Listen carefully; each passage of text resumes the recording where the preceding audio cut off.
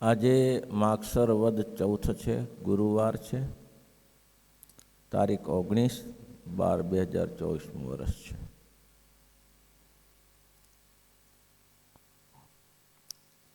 કાકાભાઈએ બીજો પ્રશ્ન પૂછ્યો. આગળ શું પ્રશ્ન હતો?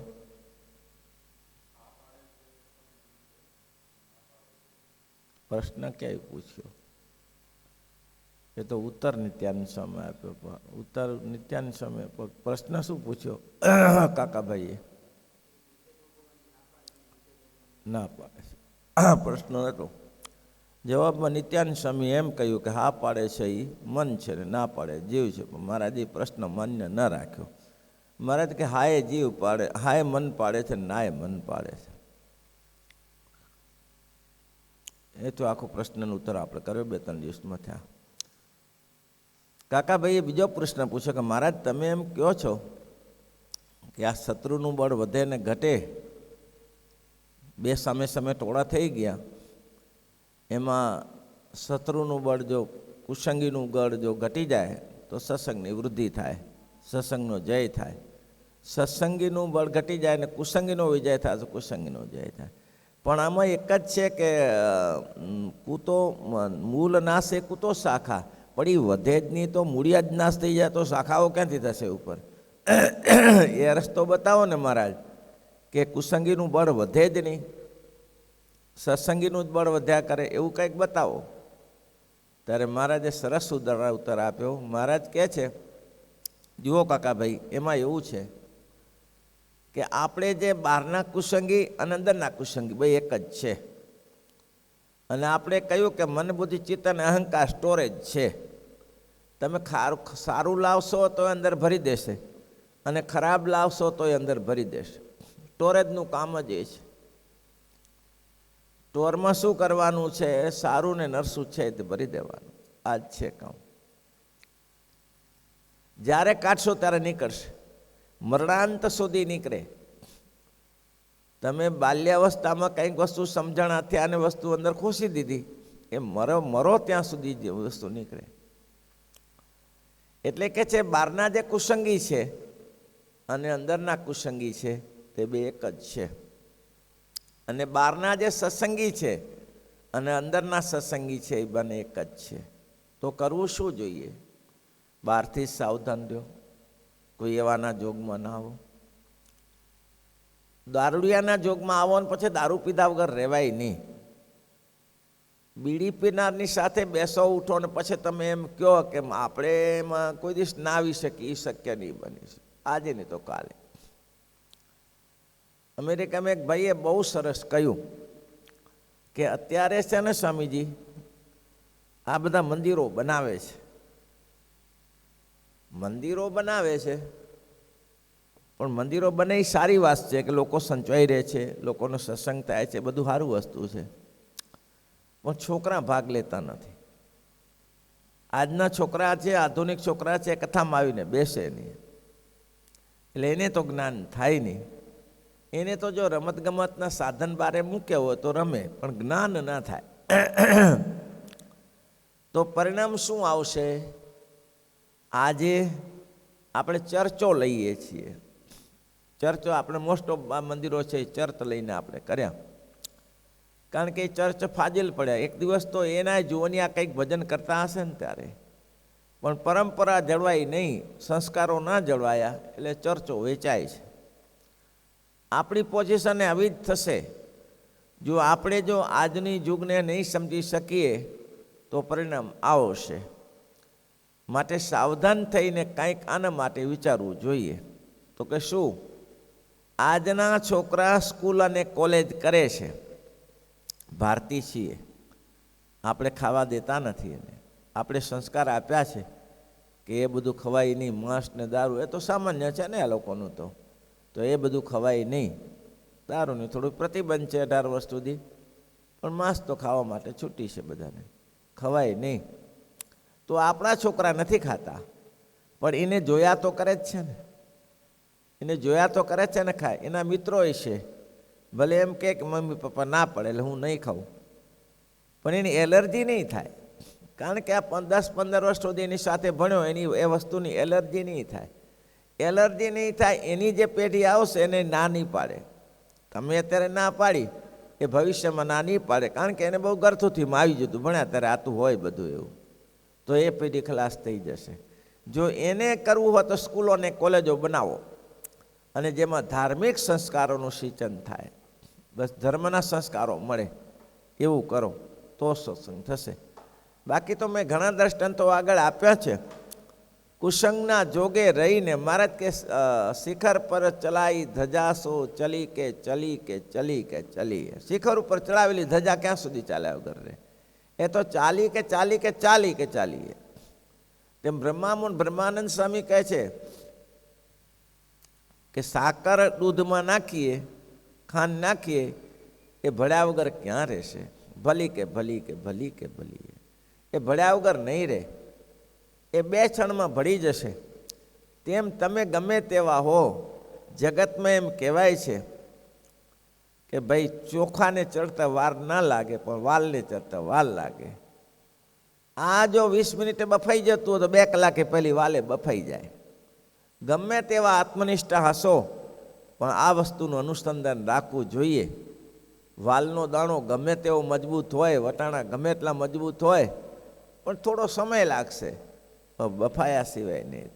બફાઈ પાણીમાં નાખ્યું, ગરમમાં તાપમાં મૂક્યું છે, બફાયા સિવાય નહીં રહે. તેમ તમે કુસંગના જોગમાં આવ્યા છો તો કુસંગમાં જોગમાં આવ્યા સિવાય બચશો નહીં. ઘણા દ્રષ્ટાંતો આપણે આપેલા છે. દેવીવાળો, મગનીરામ, પીબે, કીચક, આ બધા શું છે? અજામેલ, આ બધા શું છે? સંગ દોષ. એટલા માટે મુક્તાન સ્વામી મેં કડી ગાઈ હતી, દુરીજનના સંગથી દૂર રહીએ, દુરીજનના દુરીજનના સંગથી દૂર રહીએ, દુરીજનના સંગથી હરિજનનો અવગુણ નવ લઈએ, હરિજનનો હરિજનનો અવગુણ નવ લઈએ, હરિ મુક્તાનંદના દાસના દાસ થઈએ, મુક્તાનંદના હરિગુણ ગાતા, હરિગુણ ગાતા, દુરીજાનિયાનો ધડકન મનમાં ધારીએ, હરિગુણ ગાતા.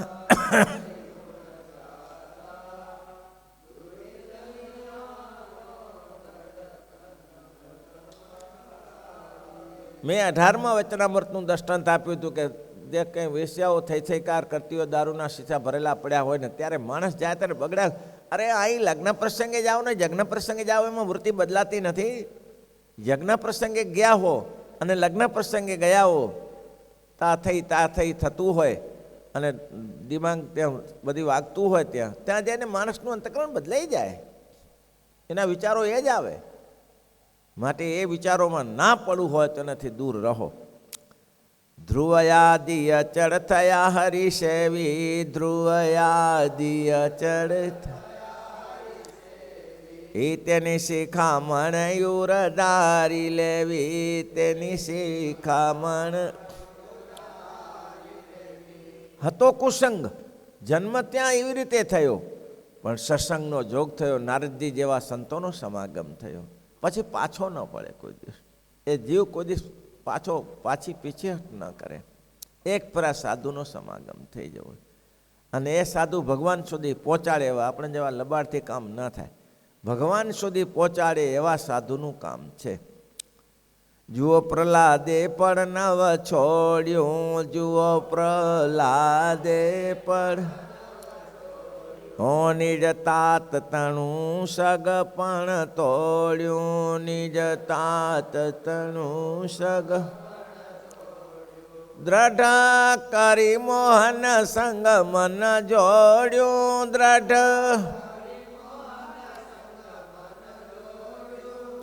ટાળ્યા નવ ટળે ઘટ સાથે ઘડિયા હિંમત નવ હારી. રાક્ષસ કુળમાં જન્મ્યા ધ્રુવજી, પણ નારદજીનો સમાગમ બચાવી લીધા, ના પાછા પડવા દીધા.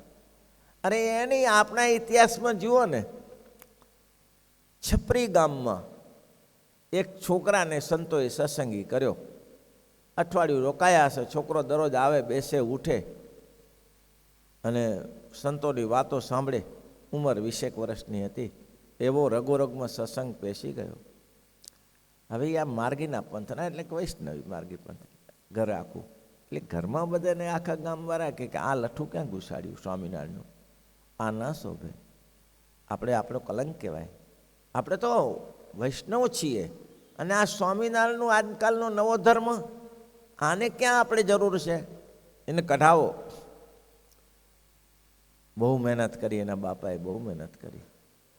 અરે એટલે એની ઊંધે પગે બાંધીને ઊંધે કૂવામાં ડબોળ્યો તો સ્વામિનારાયણ સ્વામિનારાયણ એક ફેરા પેસી ગયું, દ્રઢ પેસી ગયું. આ ભગવાન અને આ સંતો આજ સાચા છે. આજ સમાજમાં હજી એક જ લઠ્ઠું લાગેલું છે. ભાંગ પીએ, હોકા પીએ, સિગારોટો ફૂંકે, પણ એ આપના કહેવાય. શું કહેવાય? એ આપણા કુલગુરુ કહેવાય. એટલે ભાઈ દારૂ પીએ, ભાંગ પીએ, તેને કુલગુરુ કરીને શું કાઢશો અંદરથી? એમાંથી કાઢશો શું? કોઈ નિર્વેશની સાધુ મળે તો કામ થાય, આનાથી કામ શું થશે? પણ લઠ્ઠું પકડાઈ ગયું, પરંપરામાં આપી દીધું. અમારા કુલગુરુ, અમારા ગુરુ છે, પરંપરામાં અમારા ગામગુરુ છે. હવે ગામગુરુમાં ને ગામગુરુમાં ગામડા ખલાસ કરી નાખે. કેટલા એક ગામમાં ગયો તો મેં કીધું અહીંયા તો કે અમારા ગામગુરુ આવે. મેં કીધું એના ગુરુનું સારી રીતે જાણું. મેં કીધું તારું ગુરુ કંઈ કામ લાગે એવું નથી. પણ એને આપણે શું, નાના ભાઈ અમારે તો એ હો બધી રીતે આવું છે. ત્યારે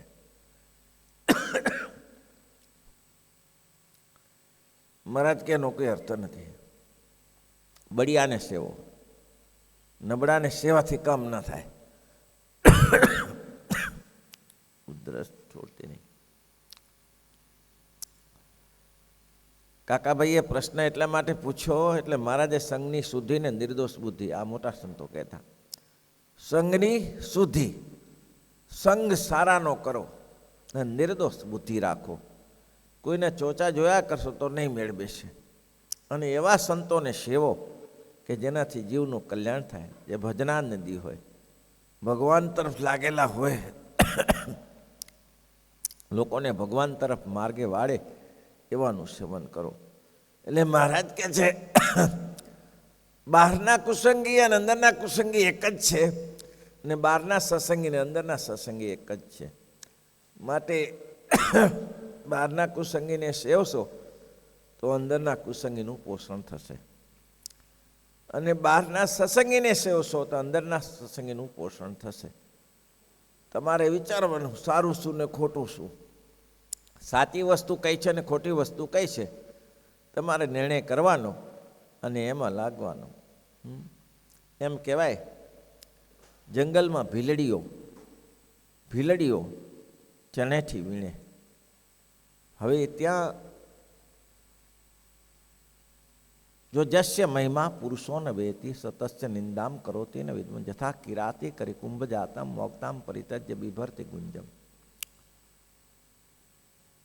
હાથીના કુંભસ્થળમાંથી સિંહ પંજો મારે ને લાખ રૂપિયાના મોતી ઝરે, એવા કોઈક હાથી હોય.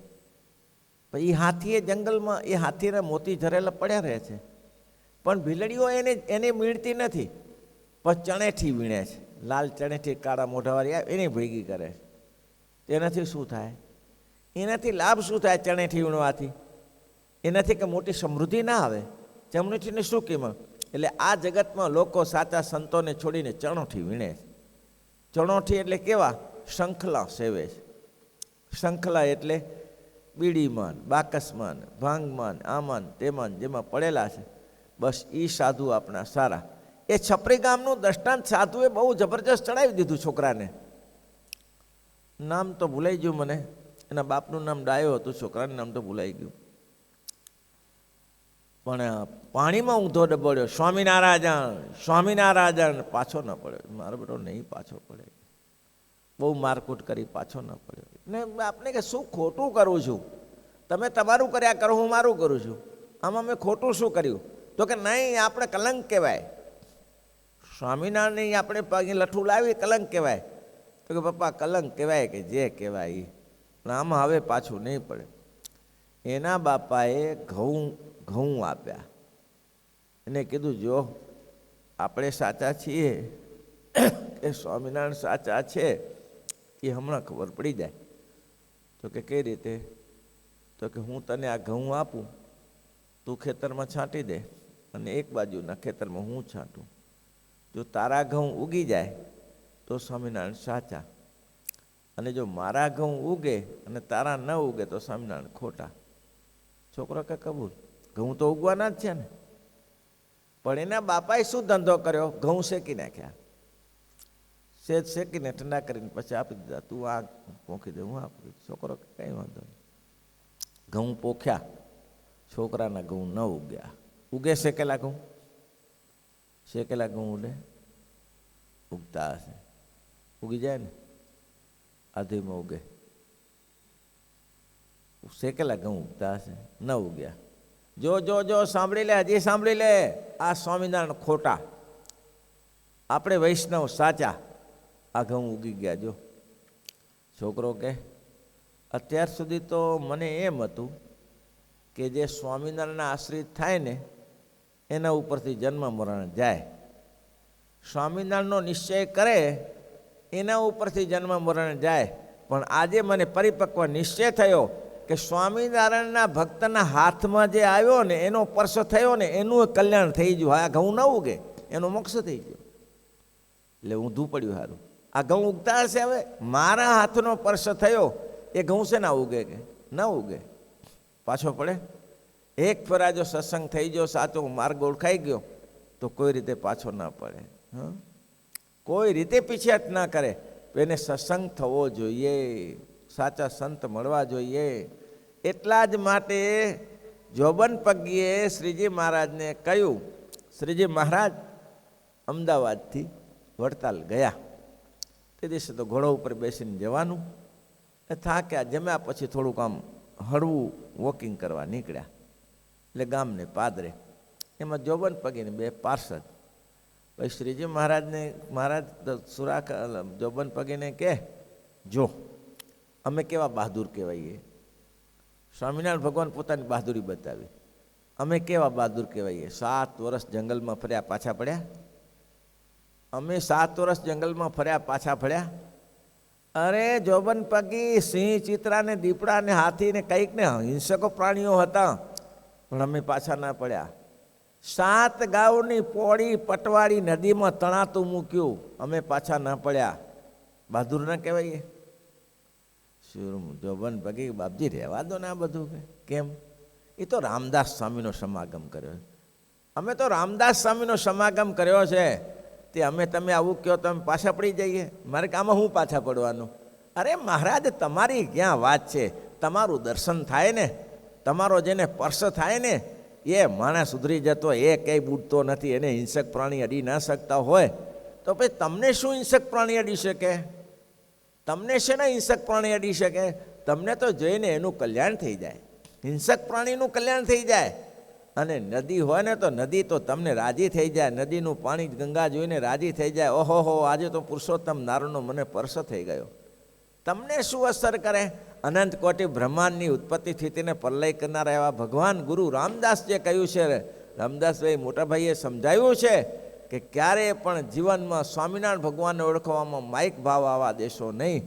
અને જો માઇક ભાવ આવ્યો તો કલ્યાણ બગડી જશે.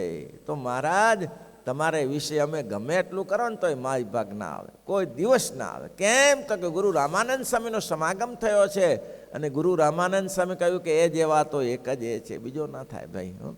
આ સ્વામિનારાયણ ભગવાન તો એવા છે. તેમ ભક્તજનો જેને અવપરિપક્વ નિશ્ચય થઈ ગયો હોય તે પછી બાજરીને છોડીને ઢૂસા ભેગા કરે. ઢૂસા સમજો છો? બાજરી ઉપરનું છોતરું ઢૂસા ગાયો ખાય ભેંસો ખાય એ ન ખાય. બાજરીના અનાજને છોડીને ઢૂસા ભેગા કરે? અરે કરતો હશે. મોતીને છોડીને શંખલા ભેગા કરે?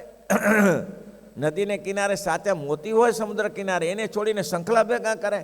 એને તો એ ખબર જ નથી, સમુદ્રના મહિમાની ખબર નથી કે સમુદ્રમાં 7 રત્ન ભર્યા છે, કેટલા રત્ન ભર્યા છે, એને ખબર જ નથી. મરજીવાનો માર્ગ તો કોઈ જાણી શકે. એટલે આ માર્ગમાં અપનાવ્યા પછી મહારાજ કે જે સાચા સંતોનું ભાઈ રામદાસ જેવાનું સમાગમ થઈ ગયો હોય એ જીવ પાછો ન પડે કોઈ દિવસે. કોઈ દિવસ છપરી નામે પેલા ભગતની વાત કરી હતી, શું નામ હતું હવે નહીં યાદ આવે, જે હોય તો બહુ સારી વાત હતી. મેં પેલા બાવાની વાત કરી હતી ને, એ કોઈ દિવસ